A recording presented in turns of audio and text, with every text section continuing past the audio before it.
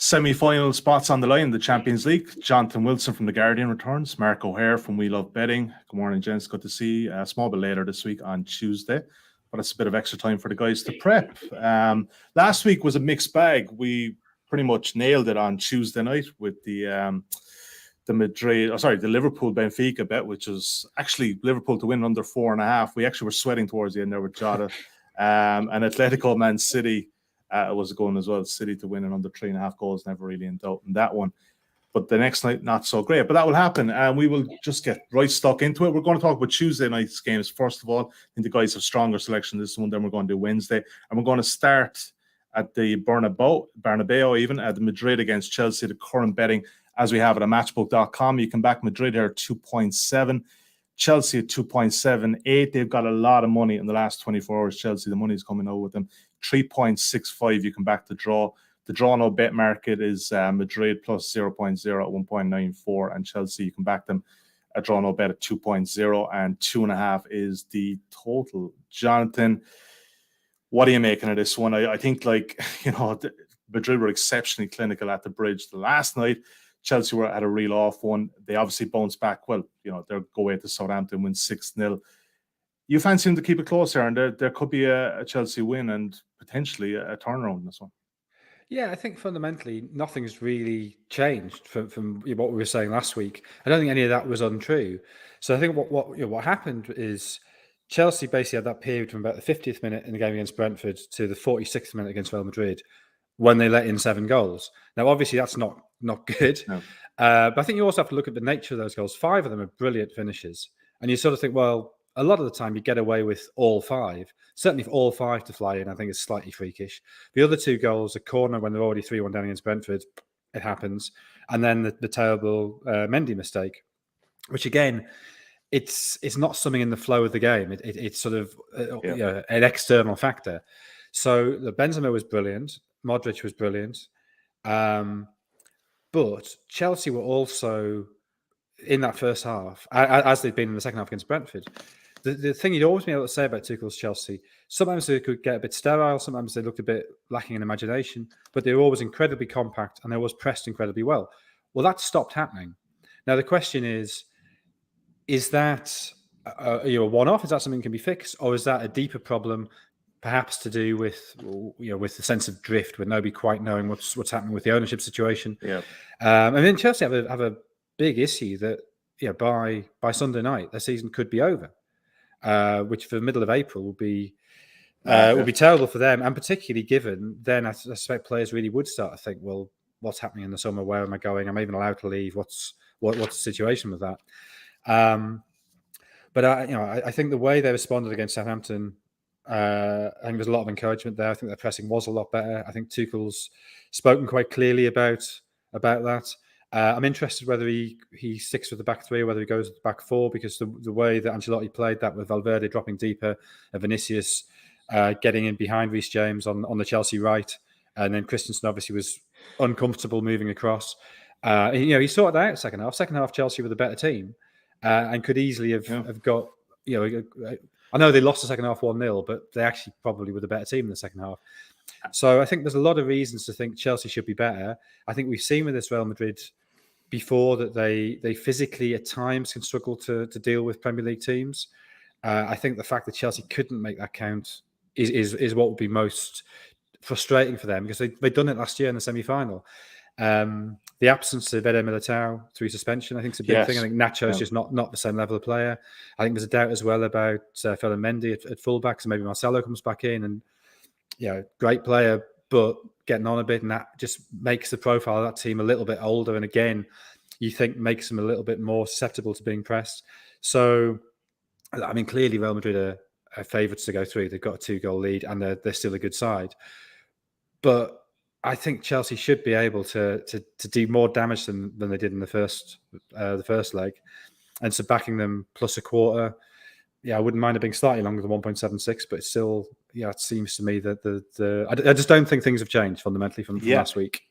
The 1.76 won't last too much longer. I can tell you that much, the way this market is moving. It was a terrific point about Militao, I thought, because that partnership with Alaba throughout the season has been really good, and it's a big downgrade to Nacho. I wonder though, with the fact that Lukaku isn't there, because if you put Lukaku up against the likes of Nacho, that would be, advantage Lukaku. Mark, what are you making of this Marca movement at the moment? It seems like Chelsea, by the time we maybe even finish the recording, they could be favourites in this. Yeah, I can understand the market move. I kind of agree with everything Jonathan said, in fairness. Just because, coming into second leg ties, if a team is leading by 2 goals or more, there's no real incentive for them to go and finish the job. There's a lead to protect there. And, I never, ever want to get behind a team with a 2-goal lead going into a second leg. So immediately, the pendulum swings Chelsea's way. The onus is on them to come out and play. I thought Real Madrid played it very well at Stamford Bridge. You don't want to sort of overreact to just one match. And going into that first leg, I was of the opinion that Real Madrid would not be winning the Champions League this season, and was quite firm about that. But I was impressed, and I think Valverde did a lot of positives for that. He does the running so that Modric doesn't have to really, and Cruz as well. And I think Real Madrid's midfield looked very comfortable. They also looked pretty well drilled, confident, strong, and I think the spine of the side played really well as well. So there was a lot to like. Obviously, Militao's suspension is key, but I just think a lot went wrong for Chelsea on the night. Jonathan's outlined a few of it, but I think Azpilicueta playing left wing back was never really what I was expecting or hoping. No, Kovacic was a big surprise. Christensen having an off night, but then you've got Mount and Pulisic who are anonymous really, and it's rare that Mason Mount is kind of that peripheral in a key match that matters. And normally Chelsea need a Mason Mount at his best to perform to their best of their ability. And Reece James as well was just coming back from injury and was clearly not 100%. He had a difficult evening. So I do expect a lot better from Chelsea. Obviously, Lukaku's the only missing or key absentee for this match too. Tuchel's been talking the game up pretty quite confidently too. He's not kind of suggesting they're going to turn it around, but they're going to give it a good go. So yeah, I think Madrid will probably see something similar to what we saw in the second half, with Madrid kind of sitting back and trying to play on the counter-attack, and Chelsea trying to break them down. It's just whether they have the ingenuity in that team and how to do so, because they didn't really display it too often at Stamford Bridge. But as I say, key players underperformed, and they'll expect something better here. So yeah, I think Chelsea, if you want to take the draw no bet or the plus a quarter, either of those two options are reasonable enough. I'd be surprised if Real Madrid win here. I don't have the stat to hand, but I did some research in the last 18 months or so about teams who had a chunky lead going into the second leg, and very few of them actually go and win the second leg again. But I've actually lost the stat, so I'll probably have to go and do the homework all over again. Sorry, Mel, we believe you. All right, so when Mark is referring there to Chelsea plus a quarter, that appears at matchbook.com, plus 0.0/0.5. So half your bet is on plus 0.0, which is draw no bet, and half your bet is on plus 0.5, which keeps the draw on side. So you make a profit even if there's a draw, which is quite a likely outcome, I'm suggesting, but a fascinating tie nonetheless at the Bernabeu. All right, we move on to Bavaria for Bayern against Villarreal. Another fascinating one here. We didn't call this one right in the first leg, but I don't think too many people did. Bayern 1.29. Yikes, that is short. 12.0. You can back Villarreal. To draw available 6.8. Villarreal getting 1 3/4 goal start on the Asian handicap at just under even money. It's a tight market as well. That appears inside plus 1.5/2.0. 3.5. No surprise for Bayern home game. It's a high goal line. And that's a tight line, 1.99 to the over and 2.0 to the under. That's literally, we're talking nearly a broken book there, Mark O'Hare. And Mark, look, you warned me the first leg. I probably got a bit carried away. Unai Emery, these one-off games, these one-off two-legged ties. He's a terrific tactician, got it right. And you could argue, realistically, Mark, they probably should have more than a 1-goal lead here in this one. Bayern obviously struggled at Augsburg, at home to Augsburg at the weekend. They're vulnerable here, right? They are to a certain degree, although if you listen to their press conference on Monday, they're very, very confident. Neuer was bullish. He was, Nagelsmann suggesting that Villarreal had their opportunity to put them to bed, and they didn't, and they might sort of pay for that. But the first leg was unbelievably uncanny and parallel. So many parallels between the first leg of the Salzburg match as well, where Bayern had a lot of possession, had a lot of territory, had a load of shots, but just lacked kind of real invention and artistry to open Villarreal up. And you look at the amount of shots they had compared to the XG that they generated, it was pretty low actually. And Muller obviously missed that sitter where he didn't connect, but ultimately they didn't have a shot on target until the second half. And Villarreal played the game perfectly. Had that goal ruled out. Moreno hit the post.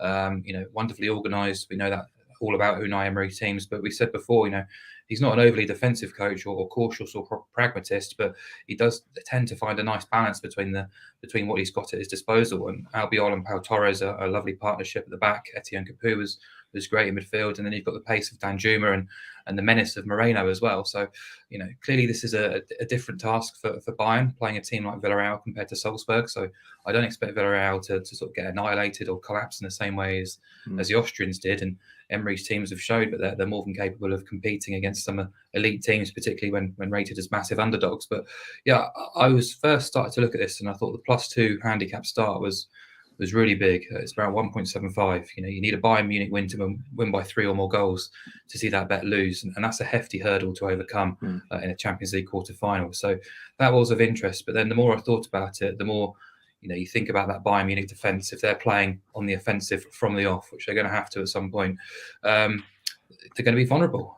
4 clean sheets in 15 this calendar year, 10 BTTS winners in 15 in that sample as well. And I just think Villarreal will get an opportunity or 2 or 3 on the counter-attack in transitions, and they have got the quality to score in Munich. So it's a bigger price. It's around 1.8 now. It was a lot bigger than actually on Monday. It's come in, but just getting that Villarreal goal. We all expect Bayern Munich to score. The first leg was the first time they failed to score in the Champions League in 30 matches in Europe, which is going back to 2019. So in Munich, you completely expect them to score. But the beauty of the both teams to score bet is it doesn't really matter when Villarreal's goal come, as long as they score. It could be a constellation.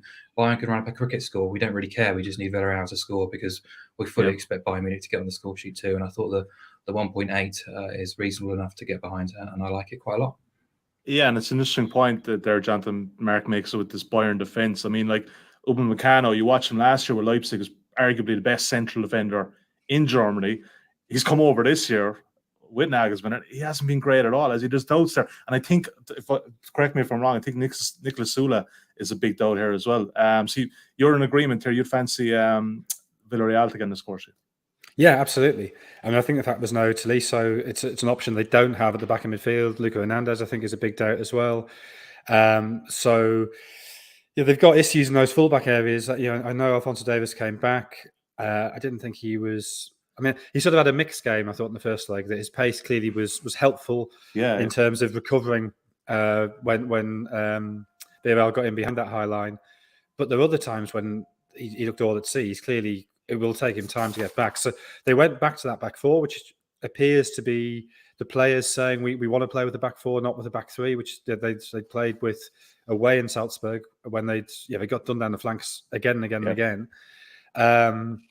I'm not sure that's healthy if players are. I mean, I guess it depends on the nature of that conversation. If it's players sort of saying, well, here's our tactical input, what do you think? Then that's fine. If it's, well, we're not doing that's something different. But I think as well, Nagelsmann, I mean, he's only 34. I don't know if that makes it harder for him to impose himself on the squad. But I think we've seen him in big European games before. It hasn't worked for him. And I think that's still the one thing missing from the CV is winning these big European games. Can I just ask on that, Jonathan, in terms of the team they were 2 years ago under Hansi Flick, can you see a noticeable drop off there, even in their pressing? Because I noticed the last day against Villarreal, there wasn't that intensity even from the front players, Yeah, I mean, it's a problem you always have with a league like the Bundesliga, that the domestic form, it just doesn't really matter. You can't tell anything from it. So you're basing this on a tiny number of games. And the game away in Salzburg, they weren't just missing Alphonso Davies. I think they had two of the holding midfielders. I think it was Goretzka. He was either out or he was just coming back. Yeah, he was on. I think he was on the bench. Yeah. So look, there were personnel issues there. So I'd be reluctant to read too much into that. But yes, absolutely. In that Champions League knockout game, which is where you have to judge Bayern, they were not as good. And they won the home leg easy enough, but they were really open even then. That first sort of 10, 12 minutes before they scored, you sort of think, actually, Salzburg might do this. Because again and again, I mean, there must have been 3 times that first 10 minutes, Salzburg got in behind the fullbacks. And Villarreal, because of the way Danjuma plays, they're almost perfectly equipped to do that. So I feel this game could be anything from about 2-0 to Villarreal to about 9-1 to Bayern. But the thing I keep coming back to is Villarreal should score. And given that, I think Bayern probably will score, that means that both teams to score is probably the best thing to do. Yeah, Because there's a bit of me was thinking, well, actually under 3.5 goals is 1.82. Yeah, that's not too bad because Bayern have a lot of 1-0s in the league. Yeah. But so there's so many conflicting things. But the thing that you always come back to is I don't trust Bayern's defense, and they do score a lot of goals. Therefore, both teams to score. No, it seems a very solid bet, and sometimes you could be worried about that, but I do think there's just enough holes in that Bayern rearguard that Villarreal. And I guess the other thing is this is not a Bayern who will go 2-0 up and go thanks very much, shut the game down. No, they're going to keep attacking, and therefore the chance for that consolation goal, as Salzburg got, is very high. Yeah, that's just not in their DNA. All right, so BTTS, very solid look there. Has been backed since yesterday at 1.81, so I'd imagine it's going to be backed further after the guys recommended it. Actually, Mark, one quick one there. You on the weekend football pod last week, your best bet was Atletico Bilbao plus a half against Villarreal.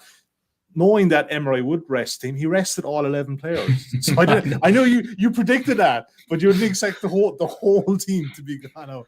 And I said there'd be rest and rotation. I didn't expect all 11 to be changed out. I know Pau Torres was suspended, but even still, it was a nice surprise, and the market moved rapidly in our favour on Friday as that kind of stuff. Absolutely did. It absolutely did. Yeah, went off a hell of a lot shorter than 1.76 or whatever else you posted up. But it's a good show there, man. All right, just before we get to Wednesday night games, just tell people about the new sign-up offer we have at matchbook.com.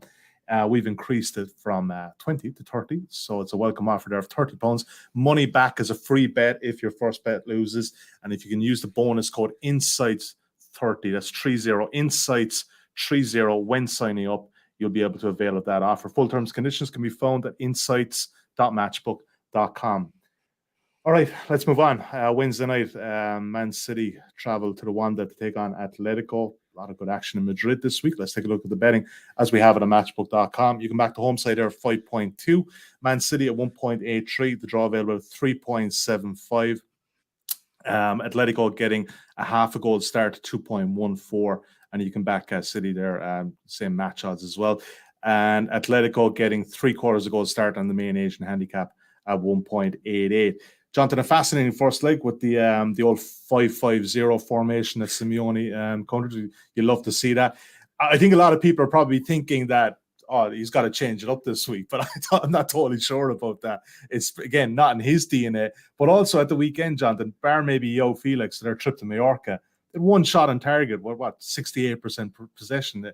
It doesn't really bode that well for them. And again, we can kind of look at it, they're probably focusing on this game, but that wouldn't fill you with confidence. It wouldn't, but I also sort of think that the way they played against Mallorca is so different to how they're going to play in this game that it almost doesn't matter. I mean, look, obviously the fact that they lost that game doesn't look great. Had they won it sort of 5-0 or something, maybe you would be saying, well, there's confidence there. But just the style of game, I think it would be totally different. So, yeah, I think you're right. I think Simeone will sit in, keep it tight for at least an hour, maybe 70 minutes, and sort of think, well, we'll make it a 20-minute game, and maybe we can bombard them in that last 20 minutes. And maybe in that first hour, 70 minutes, hope that City get frustrated and overcommit themselves. And I think what was impressive about City in the first leg was that they didn't do that. And I think we've seen Guardiola teams occasionally in the past have got a bit frustrated, but actually I thought they played that very well. They themselves are quite conservative. They held the ball very well. There was not much risk there. And it was almost like watching Spain in the World Cup in 2010, just grinding the opposition down with the passing. And then they bring on Foden and Mahrez with 20 minutes to go, and within 90-odd seconds, Foden has found the space to set up a goal for De Bruyne. So that seemed to me a very smart way of playing that game. I assume Mahrez will probably start here, and I assume Foden will probably start here. I mean, I guess he could do the same with Foden again. But I think there was possibly in those selections even a thought towards Sunday's game against Liverpool. Gabriel Jesus is suspended, so he's not an option in this game. But I certainly... I don't know whether there's even an option to play Grealish, just because of the way Grealish got a kicking in the last few minutes. If you can trust Grealish to keep his calm, well, maybe you can get one of Atletico sent off early on. There's obviously something about Grealish and his Gucci contract and his floppy hair that really gets under Atletico's skin. This is a bit of a roll of the dice, though, John. It could go the other way just as quickly. And you start Grealish, you send off after 10 minutes. Yeah. But I suspect it'll be Foden as the false nine, Mahrez on the right. But deciding who's going to play on the left, I think, is much harder to work that out. But I think also playing Mahrez on the right, it does mean that immediately you're creating a problem for Atletico, getting in behind the wing back, and so that does, it is a bit of a game of cat and mouse of how much are you going to go forward there. That's a way of presenting a problem that the City didn't present and sort of chose not to present in the first leg. Jimenez being back, Yannick Carrasco being back, I think, those are obviously both in Atletico's favour. But fundamentally, I just don't think they've got the quality to beat City. I think when they open up, assuming they do open up with 20 minutes to go or so, I think City are well equipped to take advantage. I think it will be low scoring just because I think neither team is really going to go for it in the first half. And therefore, City win under 4.5, which is what, 2.09? That looks pretty fair to me. Mark, what do you think about this one? I think we probably touched on the first leg as well. City under Pep in these kind of situations, once he doesn't overthink it, which we think he's over that disease. Well, he'll be over it until maybe the final or the semi-final. But if they don't overtake it, they're quite a pragmatic team in this kind of spot, and defensively they do match up quite well against Atletico. Yeah, I think I said before the first leg, I thought Diego Simeone would quite happily take a 1-0 defeat, and I think Pep Guardiola would have taken it the way in which the match played out. I think it went to all our expectations, really. Atletico battening down the hatches, defending deep and trying to frustrate, and City pressing and probing, controlling the game and eventually finding their way through. But, Atletico got so much stick, particularly in the British press and on social media, for their approach in that match. And if you look at it, I know you shouldn't sort of take expected goals in one-off matches as gospel, but they did restrict City to below 1.0 XG in that game. So despite not offering anything themselves, they did have a few opportunities and counterattacks, which were quickly mopped up by City. They're very good at doing that. They actually defended really, really well for the most part. And, what do you want them to do? Like, they're playing Manchester City away from home in a Champions League tie, one of the best teams in the world, with a huge budget. Do you want them to go out and just get absolutely spanked? Probably not. So, I thought City managed the tie brilliantly, remain patient, and Foden's intervention was brilliant. But it looked more like a relief from a City perspective after the game, because they managed to get that lead, because it's going to be difficult going to the Wanda, I think. And I'm kind of caught between two theories. I do think, Atletico will, they're too smart really to be allowed to sort of be caught open or overcommitting early doors against City. But I have seen in the past, whether it's at the Vicente Calderon or at the Wanda, in these big European ties, they get so up for it, so motivated, that the first sort of 15 minutes can be, it can be a hurricane of noise from the stands, the physicality, the intimidation factor, really putting teams under pressure. And we saw it against Manchester United. Okay, they're vastly inferior to City, but in that first sort of 15, 20 minutes, they tend to come out of the traps firing. So I'm hopeful they do, because I think we'll have a great spectacle in that opening spell. Plus, the fact that City played that really intense game on Sunday. This is a reasonably quick turnaround. There could be a few weary legs. But I guess from a City perspective, they get Kyle Walker back as well, which is a big plus. Nathan Ake playing fullback in the first leg, it's never ideal really, but to have Cancelo and Walker fit and available is obviously a big boost too. So, I think City showed against Liverpool why they are rated as the number one club team in the world right now. And they've still got Liverpool to play again this weekend in the FA Cup, but I think all their focus will be on this tie and seeing it through. So I couldn't see anything I really wanted to hang my hat on in this match, but as a sort of bigger price alternative, I did think backing under 0.5 first half goals, around 2.8 was quite appealing. Obviously copped quite comfortably in the first leg, and if the way in which we expect both teams to set up here, it could be a decent runner again. Yeah, no, it's not a bad look. So there's two angles there, Mark, as you just touched on. They're under, so it's a 0-0 score at half time at 2.8, not a bad one. And Jonathan's angle is City to win at under 4.5, which you can back now at 2.09 at matchbook.com. It's interesting what you say about Walker there, because I kind of touched on what you were saying with Valverde earlier in the other game. Walker, you could see it on Sunday again. He covers so much for the centre backs if they're any bit cut off. It's like a cheat sheet almost, having that full back come over. So look, he's a big plus there for City as well, of course. And Yannick Carrasco back for Atletico. They would like to see him back. All right, let's move on. I don't know how long we'll spend on this one, guys. Liverpool versus Benfica. The current betting as we have it at matchbook.com, 1.3. You can back Liverpool, Benfica at 11.5. The draw available at 6.6. Benfica getting a 1 3/4 goal start on the main Asian handicap line at 1.93, and 3.5 is the total. And Mark, look again, maybe it's just me, but I suppose maybe if they had that extra goal when they're pushing towards the end of Lisbon, they possibly would do a bit more rotation here. But even if Liverpool do rotate, they bring in Diaz, Firmino, potentially Keita.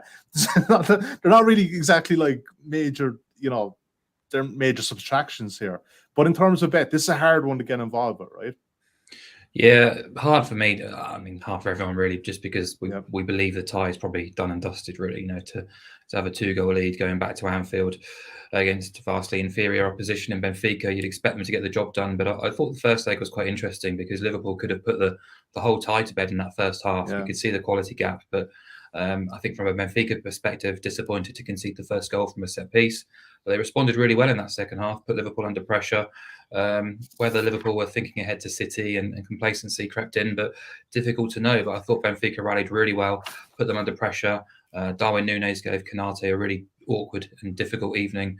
Obviously, the goal came from his mistake as well. So if Liverpool do make a change at centre-half, which I expect they probably will, whether it's Van Dijk and or Matip, there's going to be opportunity there for Darwin Núñez to bully those defenders, which he's done brilliantly all season. And I mean, obviously the first leg, Benfica tie late on, and Liverpool subs because of that squad strength makes a difference. And the tie's over. But one thing I was thinking about in this match, I don't expect Benfica just to down tools and roll over and have the tummy tickled, because you don't want to be disrespectful, because Benfica are a hugely famous club for winning fantastic trophies throughout their lifetime. But more recently, this is a big game for Benfica, particularly a Champions League quarter-final away at Anfield. There's an opportunity for those players to put on a show, and there's nothing else left for them to play for domestically. So Liverpool have Man City at the weekend on the menu as well. So I thought Benfica could be competitive in this match, and someone like Darwin Núñez, who is being tracked by a lot of big clubs in Europe, will be keen to impress. It's a big stage for him now, probably the last big stage of the season. So I did contemplate the +2 handicap start for Benfica, but it's 1.7. It's not really worth the risk at that price, because, as you say, Liverpool's squad strength is so good that they could easily rest and rotate and still put this game to bed quite comfortably. So, I just can't leave it alone if you're a little bit unsure.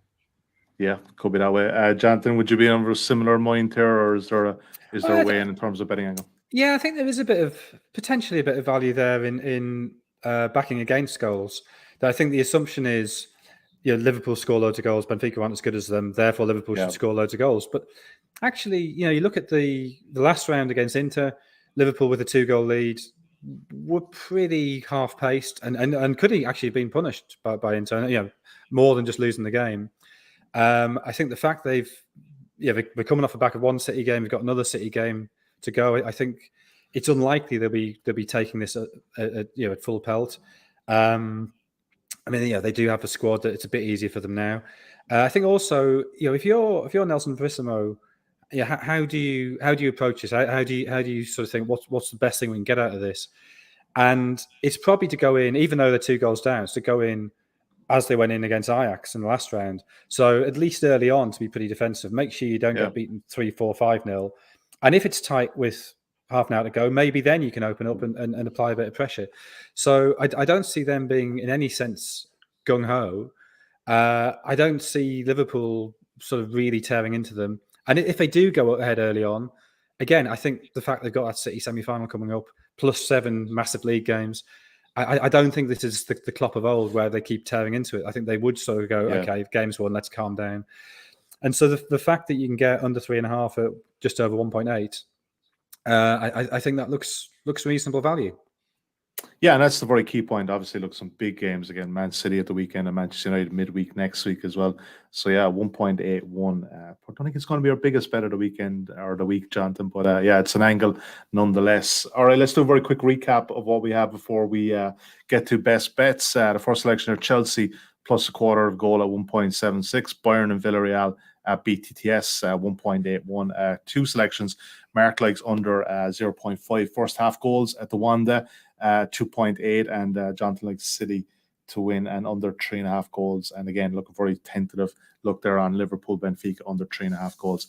All right, gentlemen, best bets. Mark, in case anyone is cheating and scrolling ahead to the best bets section, very quick recap on Bayern and Villarreal.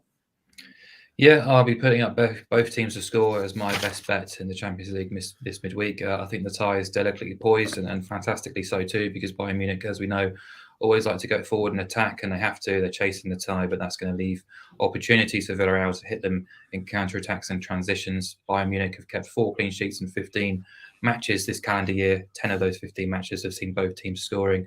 I just think Villarreal, with a fit Moreno and a fit Danjuma, both of which were rested amongst the whole team at the weekend, should be ready to go and ready to hurt Bayern in those transitions. So, yeah, I would expect Villarreal to get on the score sheet, and Bayern, as we would almost expect to, guarantee a goal in Munich almost all the time. So both teams to score around 1.8 seems a logical selection.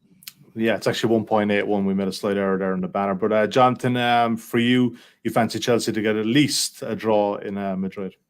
Yeah, fundamentally, I just don't think anything's different from what we said last week. And the fact that Chelsea had one very bad half and Benzema had one very good half doesn't really change that. I mean, when we were first looking at this, there's a bit more value in this, but I still think at 1.76, getting Chelsea plus 0.25, I think makes sense. I think physically they should be able to impose themselves on Real Madrid more than they did last week. And the absence of Eder Militao is a major factor in their favour. So they might not be able to do enough to turn the tie around, but I think there's every chance they can get at the very least a draw in the Bernabeu. All right, great stuff. And the enhanced double for that is actually a really good price. So Bayern versus Villarreal, both teams score, and with Jonathan's selection, we put Chelsea plus a half. So obviously, look, we couldn't do a quarter with a double like that. It's 3.1, and if you can find that price better elsewhere, please let us know at Team Matchbook on Twitter or my own Twitter account at Sully Matchbook. Drop us a message. But I can guarantee if you go on to Odds Checker now, the best you're getting is about 2.8 for that double. So check it out. Podcast specials at matchbook.com. You can check out insights.matchbook.com for more details of our sign-up offer if you want to use that 30 quid. Jonathan, Mark, pleasure as ever. If you're enjoying the content, please give us a thumbs up on YouTube. Click the subscribe button. Easier to find our videos that way. Or if you're listening to us on your preferred podcast app, please leave us a preferential review. We'll see you in a couple of weeks' time for the semi-finals. Until then, the best of luck with your bets, and goodbye for now.